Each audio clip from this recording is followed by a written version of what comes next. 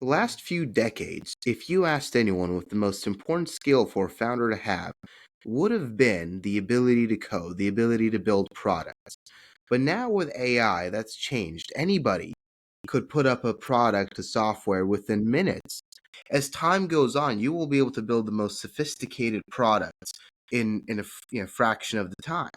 We even saw with Cursor when it came out, there's an 8-year-old girl on YouTube that built an entire product by herself, right? That wouldn't have been possible up till this point.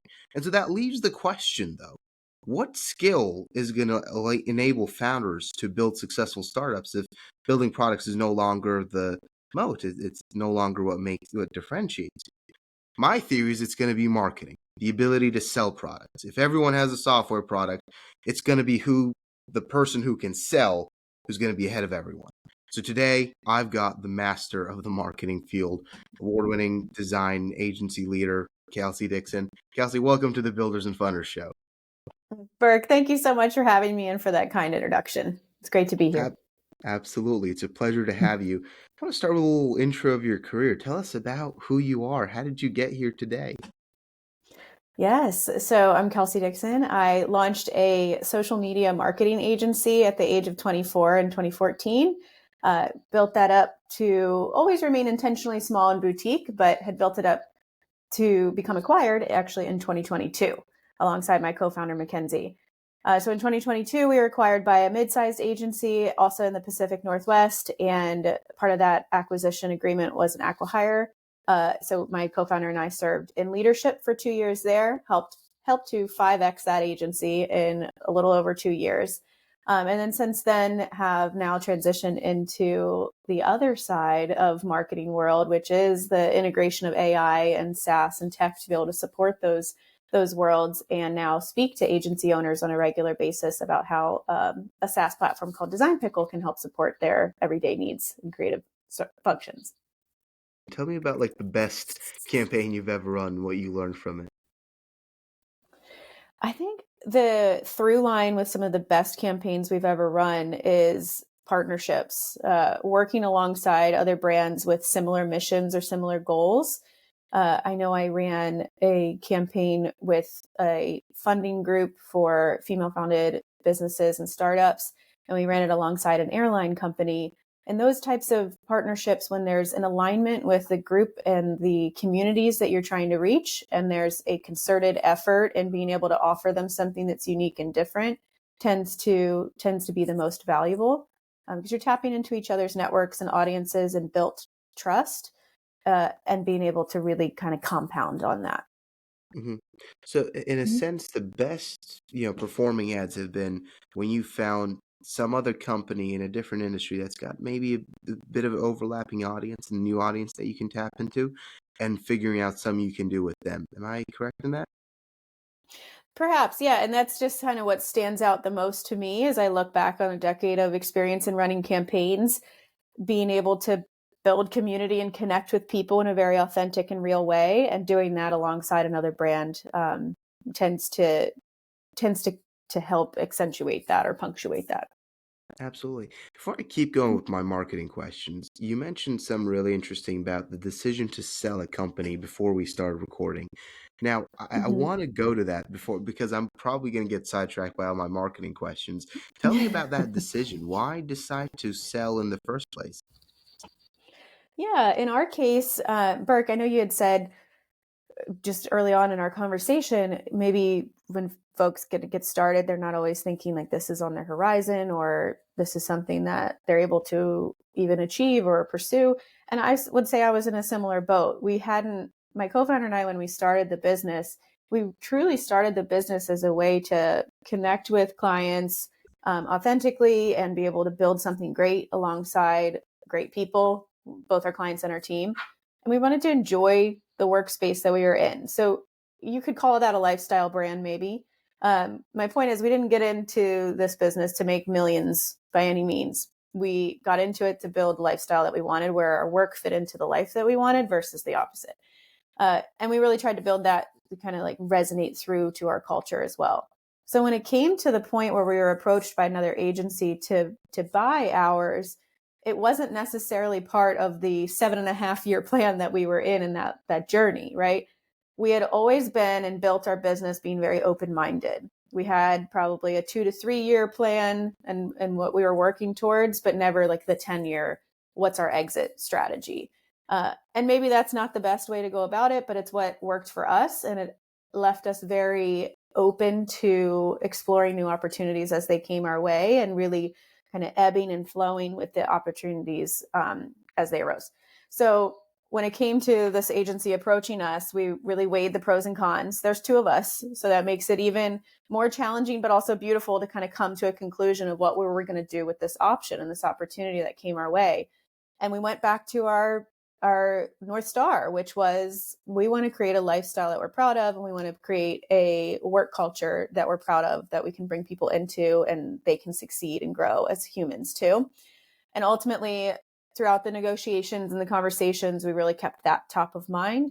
So what we built out was, a good balance, I think, of cash value, valuation of our business and all of that, the kind of the hard numbers behind it, but then also advocated for our team members, for promotions, for signing bonuses, for unlimited PTO and some of the work culture, benefits and perks that we had built as part of our agency. Because again, being a service-based business, we were being acquired, but there was an acqui-hire portion. We were bringing over our team and our clients and ourselves. So we wanted to create a culture that we were still proud of and building forward.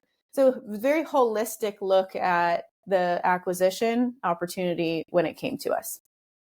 Interesting. So it's kind of like you knew that if you joined forces with this organization, there was a lot of value you could add and a lot more good you can do. Am I correct in kind of my understanding?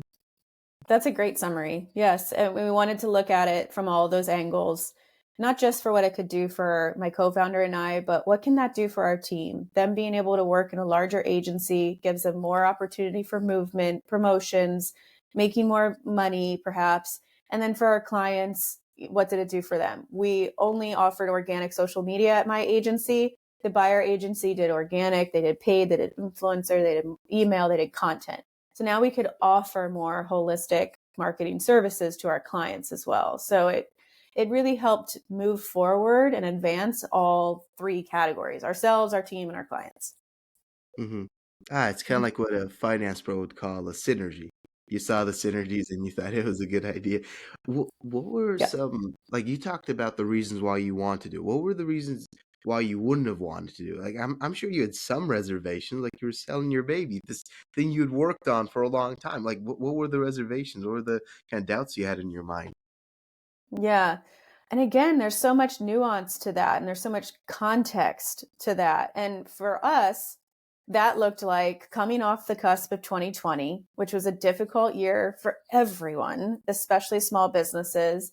It was a tumultuous year for agencies. It looked like and across the board, it seemed like this was a pattern. The first half of 2020 was slow and quiet, and everyone was nervous, of course, with good reason. And then the second half looked like a wave of more business.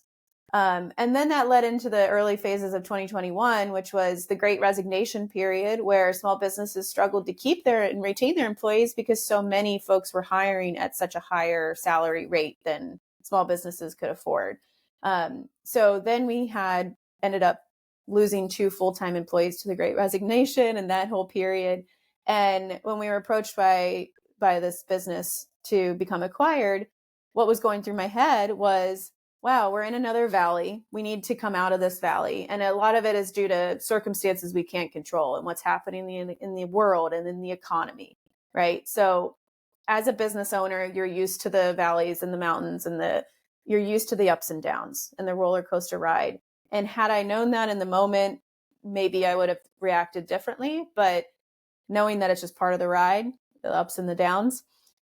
But when we came to this opportunity, if somebody's willing to acquire us, like you said, that's great for ourselves for many reasons, but it also helps solve a lot of our very current problems in that moment, while also serving our clients and serving our team, like I mentioned before. That's what was going through my head of this actually helps drive my business forward. It's not, so it didn't feel so much as I'm giving my baby away or I'm, it was the solution to a lot of the challenges that we were currently facing. And then all the reasons that it made sense too. Interesting. Earlier, you mentioned to run a successful campaign, you need a bit of intuition. You kind of have to know what's going to resonate and what's not going to resonate. Mm-hmm. Do you think this is one of my favorite questions? So I often ask this about founders. Like, do you think great founders are made or born? I want to ask this about marketers as well, and you can answer the founders part as well. But do you think great marketers are made or born? Do you think you can develop that intuition, or do you think that's just something like you're born? You're like you just know, like it's just something you've got in your DNA. Wow, what a good question. I don't know that I have a good answer for that other than speaking from my own experience. I do feel like I was born with that intuition, but it was crafted and I wouldn't say perfected because I'm definitely not perfect, but it was fine-tuned over the years of experience and learning from others. Um, but I do now I've struck a good balance because of that experience and ability to fine tune over the years through others and whatnot, to combine that intuition with actual backed like data or experience or best practices and things that you can more like touch that are more tangible. And that's the best I feel balance when it comes to marketing campaign work and being a good marketer, being a founder. It's a balance of intuition and some data backed experience. hmm Let's say you had a founder in front of you. He's got no idea what marketing is. He's got no idea how to sell. He's just sitting there, or maybe she. It doesn't matter. There's just a person, and you have 10 minutes to turn them into the greatest marketer to have ever lived. What would you tell them? What would you teach them? What would the principles be to make them the greatest of all time? Oh man, Burke. I'm such a believer in bringing in people who are smarter than you when you know where your limitations lie. So I wouldn't even try to teach somebody how to be the best marketer ever in 10 minutes. I would say hire them. And that's what I've always done as well as a founder and a leader and an entrepreneur. I've hired people that are smarter than me, whether that's accountants or lawyers or people who are specialized in their skill sets in areas that I lack.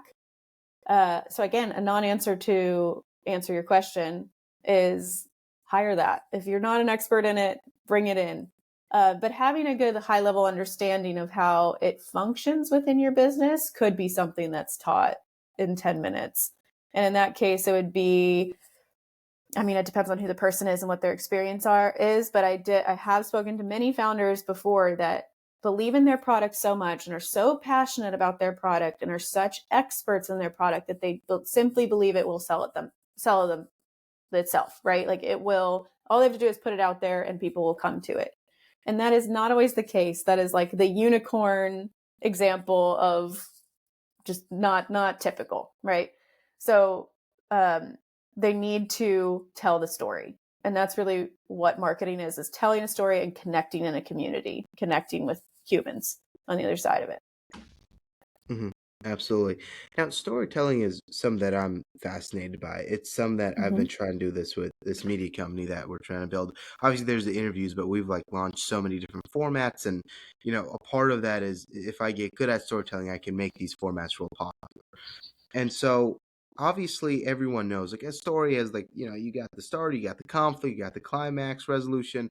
We all kind of know like the template of it, but then people don't really understand how to then take all that information and like use it to really be able to tell stories to customers and to even employees that makes them want to join you and makes them want to buy from you. How do you do that? How do you get good and how do you tell those stories so that the customers want to buy from you? How did you personally get good at it? What are some things you do? It's about connecting to like the need or the end result. So when we say storytelling, we shouldn't overthink it necessarily. It certainly can be a bigger strategy, a bigger, longer story that has a beginning, a climax, and an ending. It can be those things. But when it comes to marketing, it can be two words that could tell a story or that could just connect with somebody with where they're at or what they need or what they're desiring. Um, so I'd encourage founders anyone that's looking to engage in marketing, don't necessarily overthink it. Look at the end result, and that is connecting the dots for somebody. Hmm. Absolutely. I've always had this theory that most people are kind of a culmination of conversations they've had, books they've read, videos they've watched, and people they've spoken to. I've always thought that, like when you look at anybody, that's just kind of like that's how their brains are filled, and then sometimes they'll put their own tweak on it. What would you say are some maybe people you've studied, books you've read, videos you like anything literally that's molded your mind as a marketer, as a founder? I've done a lot of that molding through one-on-one conversations with mentors or advisors, people that I know and I admire their story for some reason or another. Like I have one of my longest mentors around. I admire her because of the integrity of the company that she's built and the very niche specific offering that it has, but the community that it serves too. And I enjoy how she encourages her teammates to thrive and to be passionate about their work and to, pursue various things. There's somebody else that I admire for their ability to lead a team, but then also travel the world and have a life outside of work. And I tap into them for those types of questions or that type of guidance and soaking in the new advice or tips or um, ways that they're living their life, their context that way. And then I have like somebody like my dad who worked his way up from the stock room in his company to becoming the CEO, and worked in the same company for 40 years. There's different reasons that I respect him in his career path, and there's different things that I would go to him about in a one-on-one type of conversation. So of course, I listen to podcasts. Of course, I read books, and those are more like the peripheral ways that I am influenced and built. I would say the core are the people in my life that I've either met or come in contact with or have influenced me very deeply. And I go to them for different reasons and ways to kind of help shape my leadership in the way that I build things and work with people. Hmm.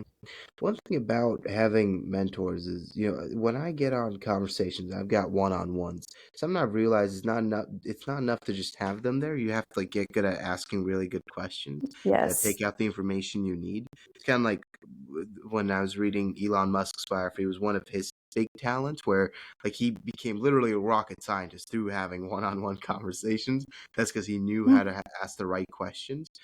What would you say are some maybe lessons you've learned about asking the right questions from having those one-on-ones? How do you like when you're sitting across someone who knows more than you want to like sink your brain and take that information from them. How do you do that? How do you ask the right questions?